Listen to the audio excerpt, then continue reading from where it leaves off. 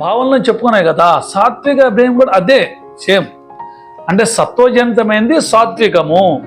దానికి స్పెసిఫిక్గా ఇందాక ఆంగిక అభినయానికి సాత్విక అభినయానికి తేడా ఏంటంటే, ఆంగిక అభినయం అంటే ఒక పదార్థం యొక్క అర్థాన్ని తెలియజేసుకొని ముద్దల ద్వారా ఆంగికం ద్వారా మనం తెలియజేస్తాం. సపోజ్ ఏదన్నా ఒక మనం వాన్ని పొందో చాలు వదనే అన్నాం అనుకోండి, అప్పుడు వాణ్ణి పొందు చాలు వద్దనే అని చేస్తాం. ఇప్పుడు అదే మనం ఈ ఈ సాత్విక అభినయానికి దాని పాట కాదు, నడుస్తూ ఉన్నామండి, ఒకళ్ళు కొట్టుకుంటారు, వాళ్ళు కొట్టుకుని సడన్గా ఒక పొడుచు కూడా జరుగుద్ది. మనం వెళుతూ ఉన్నాం, ఒకేసారి మనం ఏం చేస్తామంటే ఒకేసారి అయ్యయ్యో ఏంటి ఏమైపోయిందని మనం కంగారు పడిపోతాం.